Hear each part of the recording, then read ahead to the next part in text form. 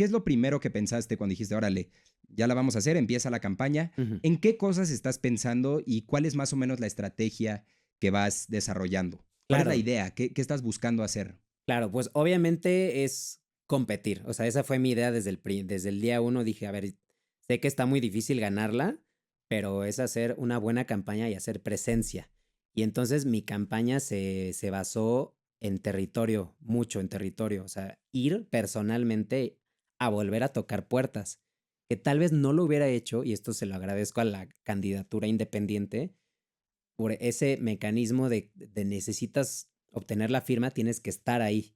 Entonces, sí, mi campaña fue de territorio, de tocar puertas otra vez. O sea, digamos que migré todo lo que aprendí en la Ujú. independiente a compartido. ¿Y cómo analizas, por ejemplo, las zonas del municipio? Ujú. Dices, oye, a ver, ¿a dónde le voy a poner más atención? Aquí igual y no necesito ir tanto. Ajá. Este es un foco de atención. ¿Cómo ves, por ejemplo, el mapa? Claro. Entonces, pues de la independiente vimos más o menos dónde sacamos más firmas y dijimos, ahí vamos a regresar. O sea, nuestra estrategia fue, vamos a regresar a los puntos donde mejor nos fue.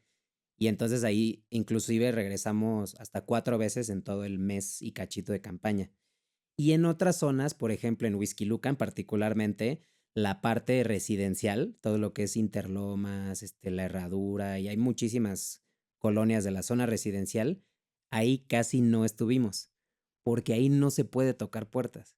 O sea, ahí tocas puertas y una, no te van a abrir los dueños de la casa, te va a abrir la puerta probablemente un trabajador o trabajadora de ahí y te van a decir que no está la señora o el señor. Entonces esa estrategia y la intentamos un día y realmente perdimos unas 6 horas, donde dijimos, nadie me abre, o sea, ¿qué hacemos? Entonces ahí fue cuando, pero eso pasó en la Independiente. Ahí me di cuenta que no había por qué tocar puertas en zonas residenciales, digamos, de nivel socioeconómico más alto. Entonces ahí la estrategia fue de todos los recorridos que hagamos y todos los mensajes políticos lo vamos a pautar en zona residencial, porque ahí puedes como que escoger en Ujú, qué parte y a quiénes les sale tus mensajes. Entonces, en residencial fue todo por aire ujú. y ya En redes saliéndote de ahí, sociales. ajá, redes sociales y lo demás, territorio, tocar puertas. Y por lo que yo entiendo, hay una razón también pragmática, porque cuando tú vas a una localidad y haces una gira por ahí y saludas a la gente, pero igual y también vas a uno de los puntos atractivos que tiene la localidad, Ujú. haces ruido y etcétera, normalmente la noticia tiende a ser retomada por medios locales. Ujú. Y la gente confía en los medios locales mucho más que en cualquier otro tipo de medios. Ok. Entonces no es mala apuesta tampoco ir a nivel tierra, a nivel Ujú. territorio Claro. y darle por ahí. Claro, y tal cual, en lo que más invertimos nuestro tiempo físico fue donde mejores resultados obtuvimos. Claro. Y sí, efectivamente, en la zona residencial tuvimos una votación pésima, Ok. pésima, pésima. ¿Cómo O qué sea, porcentaje, por sabes? ejemplo, en la casilla en donde yo vivo, por ejemplo, supongamos que votan 1000 personas. Entonces era una votación PAN, 950 votos, Morena 25, MC 25. Y, y aquí es donde yo Ujú. vivo, más o menos, y se replica en toda la zona residencial, que sí efectivamente jamás me vieron en persona, pero porque es muy difícil acceder a que te vean o a platicar o tener ese contacto. Y ya estabas tachado de inicio porque tal vez era gente que ya iba a votar por la oposición y que traía Definitivamente. este discurso y Sí, el voto útil y todo ese claro. tipo de cosas. Sí. Y también esto es consecuencia de entrarle tarde a la Claro, campaña. sí, Se tiene que sí, también trabajar está desde más mucho difícil. antes. Y también de no tener gente alrededor, o sea, tenías a la brigada, pero no tenías un coordinador de campaña, Claro, sí, no no. tenías Sí. gente encargándose de la vocería, Ajá. de la Sí, imagen, no. como Por dices. supuesto, todos los puestos éramos, sí, era pues prácticamente los asumí y lo aprendí, pero Oye, y el pues, día de la elección, ¿cómo se vive? ¿Cómo es tu hora a hora el día de la bueno, el elección? día de la elección pues muy interesante. Obviamente nosotros traíamos la idea de que, bueno, tal vez no vayamos a ganar, pero yo creo que podemos sacar una buena votación. ¿Cuál era tu meta, más o menos? Eh, si saqué 3500 firmas, yo dije, necesitamos sacar más que eso. Ok. Esa era mi meta. Más de Más de 3,500 votos. 3,500 votos. Y contexto, MC en la elección anterior había sacado 1,000 votos. En la elección anterior Del 20. para alcalde de Whisky Lucan. Así es, en el 21. Entonces dije, tenemos sí o sí que superar esa votación. Claro. Y bueno, el día de la elección se supone que el candidato pues no debe de salir. Ujú. O sea, está Ya hay veda. en su cuarto de guerra, que ya no hace nada. Pero justamente esto es importantísimo, Fer. Esto es muy importante. Para campañas, de lo que más cuesta dinero es la estructura electoral. Esto significa que tienes que tener a representantes de tu partido en todas las casillas, mínimo a 2.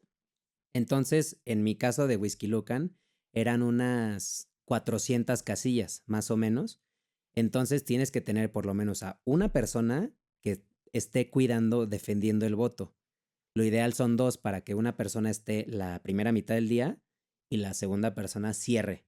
¿Cuidando el voto en qué sentido, más o menos? Pues ellos revisan que el proceso se lleve bien, ellos serían encargados de que, oye, se robaron una urna o aquí están falseando o están comprando el voto aquí afuera de la casilla, ellos se encargan de toda esa parte y más importante aún, se encargan de contar los votos.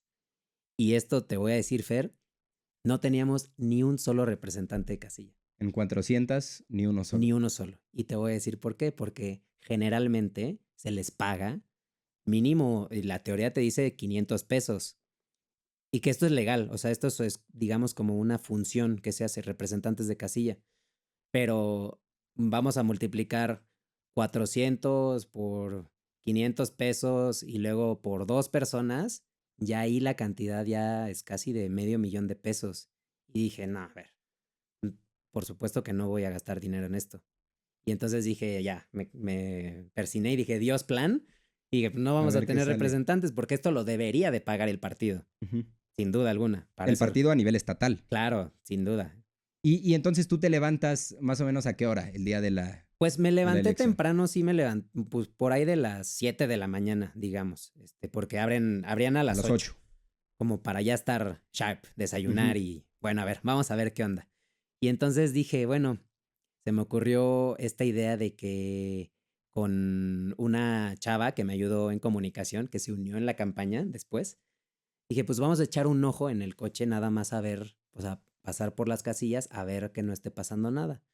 Y pues ya, eso fue como el recorrido, pero sí en algún punto sí me reconocieron y, por ejemplo, representantes de casilla del PAN, que tenía cubiertas todas, ellos tenían hasta 4 representantes en cada casilla. O sea, ahí sí se nota el poder, o sea, la fuerza. Y hay un dicho que yo no, como que no entendía, pero te lo dicen mucho en política, que es las elecciones se pelean en la campaña, pero se ganan en la mesa. Y la mesa se refieren al momento de contar los votos. Porque desafortunadamente sí puede haber trampa, o sea, sin duda alguna.